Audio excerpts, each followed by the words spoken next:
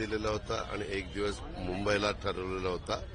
आज मी सकाळी पहाटे पहिल्यांदा लालबागच्या राजाचं दर्शन घेतलं. त्याच्यानंतर चिंचपोकळी असेल, त्याच्यानंतर आपलं माझगावचं असेल, त्याच्यानंतर सिद्धिविनायक असेल, अशा वेगवेगळ्या ठिकाणी दर्शनाच्या निमित्तानं.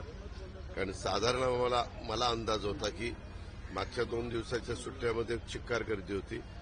माझा नेहमी कटाक्षाने प्रयत्न असतो, आपण ज्यावेळेस दर्शनाच्या करता जातो तसं इतर पण महाराष्ट्रातले देशातले भाविक येतात, दर्शन घेत असतात. आणि बऱ्याचदा व्हीव्हीआयपी लोकांचं दर्शनाच्या निमित्तानं इतरांना थांबून ठेवलं जातं. मग ते भक्तगण थोडेसे मनातनं नाराज होतात. मला अंदाज असा आला होता, म्हणजे सांगण्यात आलेलं होतं की 2 दिवसात एवढी प्रचंड गर्दी पहाटेपर्यंत चाललेली होती. त्याच्यामुळे आज वर्किंग डे, आज पहिली सुट्टी होती, परंतु आता ती सुट्टी माझ्या माहितीप्रमाणे 18ला दिलेली ईदची, तर ती 16ला होती पहिली, तर ती 18ला केलेली असल्यामुळे आज वर्किंग डे असल्यामुळं आज आपलंही दर्शन व्यवस्थित झालं आणि कुणाला इतरांना पण म्हणजे त्रास होण्याचा प्रश्न आला नाही. त्याकरता सकाळपासून दर्शन घेतली. आणि बाप्पाला काही नाही, मी बाप्पाला एवढंच मागितलं किंवा सगळ्यांचं समाधान कर, सगळ्यांना चांगल्या पद्धतीनं सुख शांती मिळो, अशा पद्धतीने. बाकीचे जे सांगतात आम्ही असं साकडं घातलं आणि तसं साकडं घातलं, आपलं काय, शेवटी बाप्पाला पण एक श्रद्धा म्हणून आज तिथं एक प्रत्येकाचा कुठं ना कुठं एक श्रद्धा असते. त्या श्रद्धेच्या पायी आपण जात असतो, दर्शन घेत असतो, तिथं नतमस्तक होत असतो. आणि शेवटी प्रत्येकाची हीच भावना असते, सगळ्यांचं भलं व्हावं. राज्यात ओला दुष्काळ आहे, शेतकरी हवालदिल होतं. राज्यात ओला दुष्काळ असला तरी पूर्णपणे पंचनाम्याचं काम जोरात वर फुटिंगवर चाललेलं आहे. आमचं मुख्यमंत्र्यांचं, उपमुख्यमंत्र्यांचं सगळ्यांचं लक्ष आहे. कृषी मंत्री, मदत पुनर्वसन मंत्री हे सगळेच जण लक्ष ठेवून आहोत. आणि पंचनामे करून त्या अडचणीतल्या शेतकऱ्याला जे काही मदत करायची असेल राज्य सरकारच्या वतीनं, एनडीआरएफच्या वतीनं, एसडीआरएफच्या वतीनं, ती सगळी मदत आपण त्या ठिकाणी करतोय. परंतु सगळीकडे ओला दुष्काळ नाही. काही भागामध्ये पाऊस चांगला झाला, काही भागामध्ये तिचा अतिवृष्टी झाली, जास्तीचा पाऊस झाला आणि त्या पिकाला जेवढं पाणी पाहिजे होतं त्याच्यापेक्षा जास्त पाऊस पडल्यावर पाणी मिळालं आणि त्याच्यामुळे ती पिकं खराब झाली. काही ठिकाणी त्यांच्या मुळ्या कुजून गेल्या, काही ठिकाणी मोठ्या प्रमाणावर नदींना पूर आले, त्याच्यावर नदीच्या जवळच्या जमिनी खरडून गेल्या. काही बाबतीमध्ये ओढ्या नाल्यावरचे ब्रिजेस वाहून गेले, काही ठिकाणी नदीवरच्या ब्रिजेसची कामं चाललेली होती, म्हणून साईडनं आपण तात्पुरते जायला नाळ्या टाकतो. अशा काही गोष्टी घडलेल्या आहेत. परंतु त्या दुरुस्त करण्याचं काम आणि त्याच्यातून पुन्हा ज्या शेतकऱ्याचं नुकसान झालेलं असेल त्याला पूर्णपणे पुन्हा उभं करण्याचं काम राज्य सरकारचं चाललेलं आहे. काल नितीन गडकरी असं म्हणाले की विरोधकांनी त्यांना पंतप्रधान पदाची ऑफर दिली होती. मी ती बातमी तुमच्याच मीडियाच्या वेगवेगळ्या चॅनलला वाचलेली आहे. त्यांना कुणी सांगितलं, काय सांगितलं, त्यांना जे योग्य वाटलं ते त्यांनी सांगितलं, त्याच्यावर आम्ही काही कॉमेंट्स करणार. दादा, पण लाडकी बहीण योजनेचा तुम्ही सगळीकडे प्रचार प्रसार करताना पाहायला मिळतात, परंतु शरद पवार म्हणतात की 1,500 रुपये देऊन काय होत नाही, महिलांची, बहिणींची अब्रू वाचवणं गरजेचं. 100% अब्रू वाचवण्याच्या संदर्भामध्ये कुणाचंही सरकार असेल, कुणाचंही आजपर्यंत जेवढे सरकार आली, जेवढे मुख्यमंत्री झाले, जेवढे गृहमंत्री झाले, त्या प्रत्येकालाच वाटत असतं की कायदा सुव्यवस्था चांगली ठेवली गेली पाहिजे आणि तशा पद्धतीचा प्रयत्न हा प्रत्येक सरकार करत असतं. आम्ही पण करतोय. पण यावेळेस जरा लाडक्या बहिणीची योजना ही खूपच ग्रामीण भागामध्ये तरी पॉप्युलर झालेली दिसते आणि कुणाला वाटणार नाही की हे मदत म्हणजे सबल आणि सक्षम महिलेला करत असताना तिची सुरक्षितता आणि तिचं संरक्षण हे पण महत्वाचं आहे. पण कधी कधी काय होतं, काही गोष्टी अशा घडतात. आता मी काल बारामतीमध्ये होतो. बारामतीमध्ये एका मुलीने अशी काही तक्रार केली आणि त्याच्यातनं मीडियाने चालवलं की तिथं गँगरेप झाला. चालवलं ना, सगळ्या खोलात गेल्यानंतर काहीही तसं नव्हतं, काहीही नव्हतं. तिनं कुठल्या तरी मुलाला अडचणीत आणण्याच्या करता अशा पद्धतीनं एक भूमिका स्वीकारलेली होती. मला इतकं वाईट वाटलं.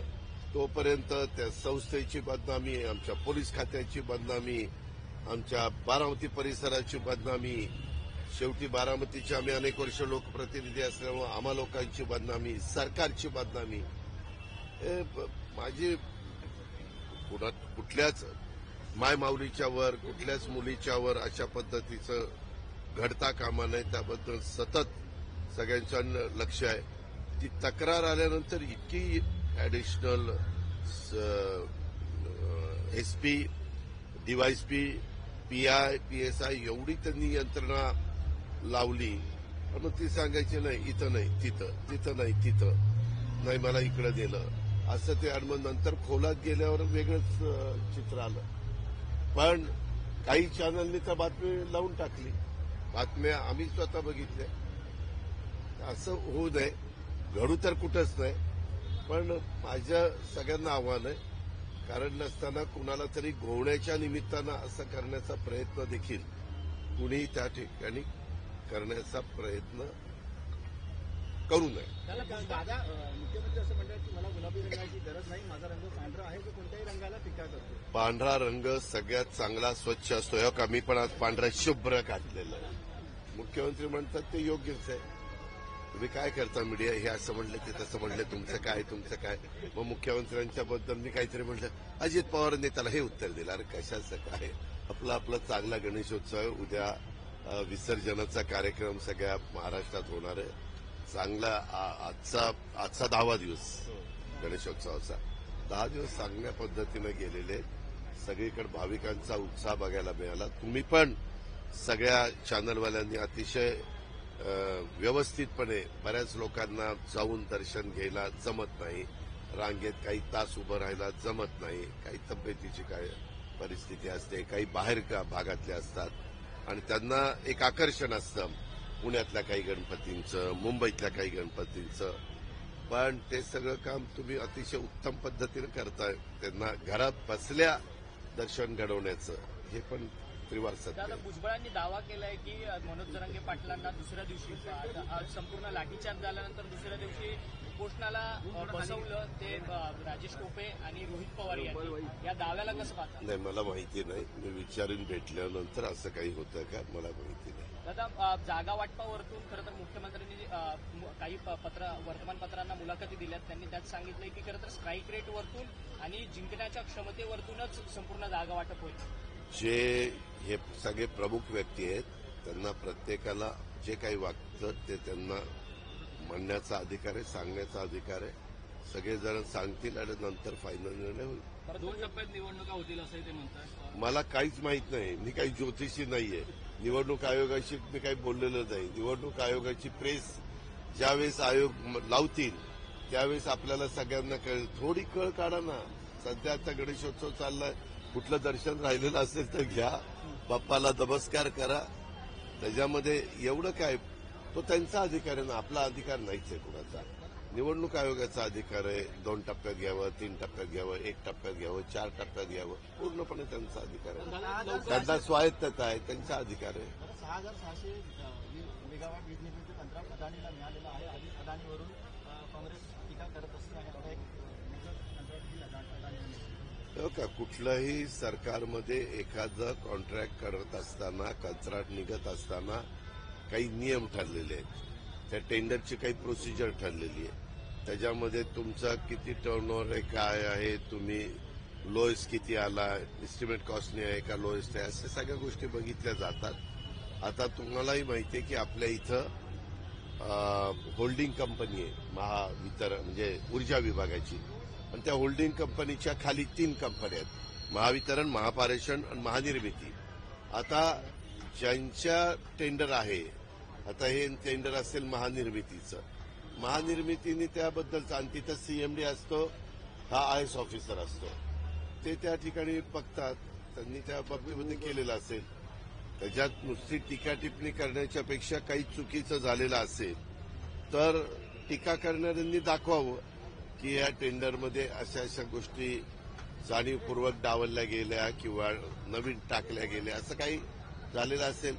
एखाद्याच्या व्यक्तीबद्दल, एखाद्या कंपनीबद्दल, एखाद्या पक्षाला आकस असेल किंवा त्यांची नाराजी असेल तर ती नाराजी बोलून दाखवण्याचा अधिकार जरूर प्रत्येक पक्षाला आहे, पण पुरावे पण